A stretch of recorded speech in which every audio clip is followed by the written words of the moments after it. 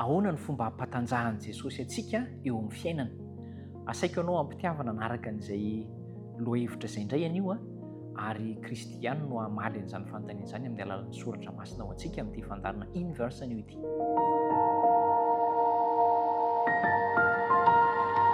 Ravoravo isika tafaraka ary asaina mihitsy isika hibanjina amin'ny piravoravona ny teny fikasana ao amin'ilay jaonina 1:12 andininy voalohany ka hatramin'ny 7 farafahakeliny dia iainantsika mihitsy fa tena zava-marina io. Dia manasa anao hiaraka indray ao anatin'izao fahantarana izao. Andeha aloha isika hivavaka.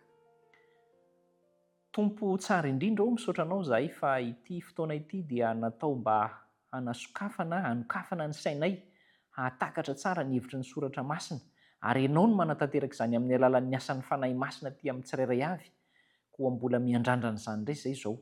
Amin'ny anaran'i Jesosy no angatahana izany miaraka amin'ny famindram-po sy famelan-keloka ho anay. Amen. Ahoana ny fomba hampatanjahan'i Jesosy asa ianao?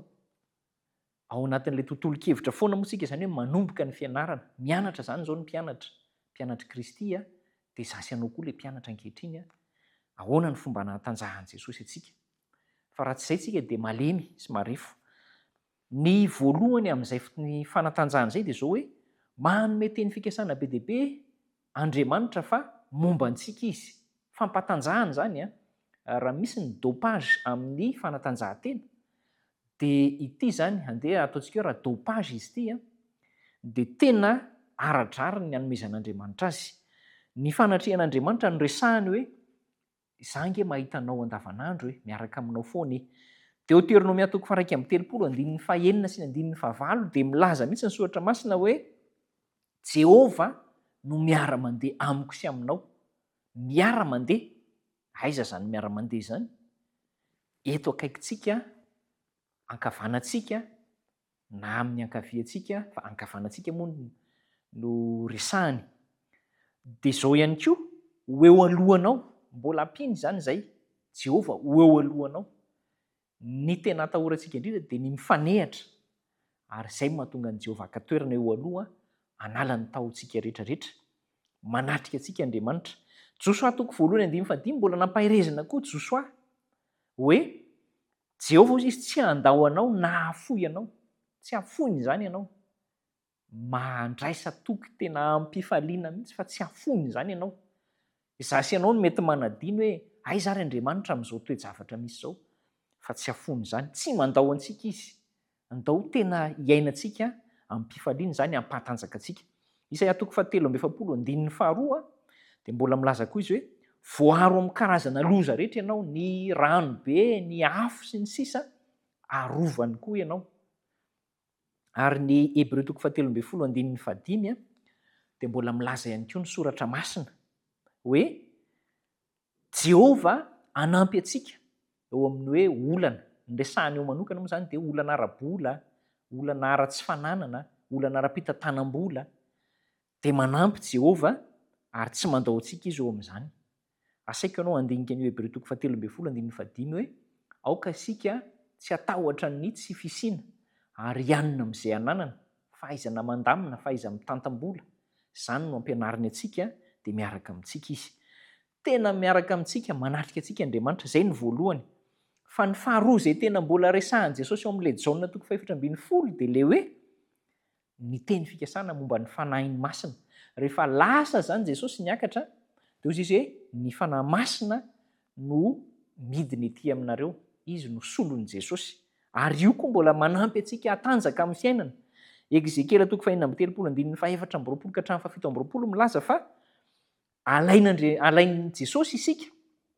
Izany hoe tsy hoe alainy amin'ny fahafatesana, fa alainy antsoiny miara-makeo aminy.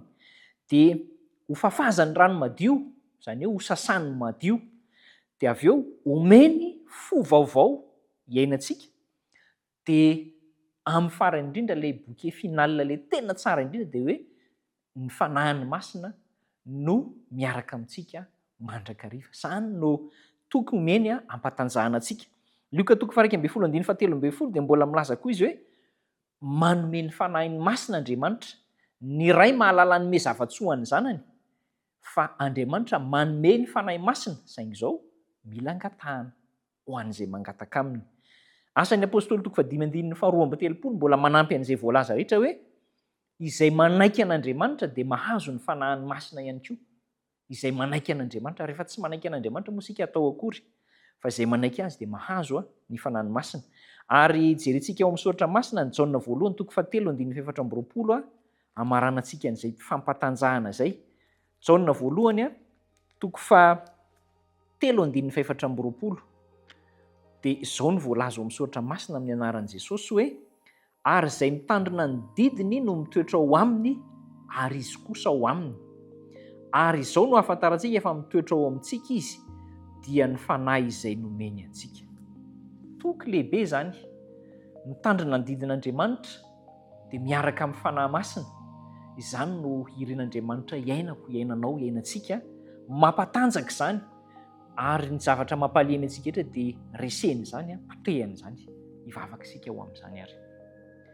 Tompo, misaotra ny amin'ny fampatanjahana anay amin'ny alalan'ny fanatrehan'Andriamanitra amin'ny fiainana rehetra.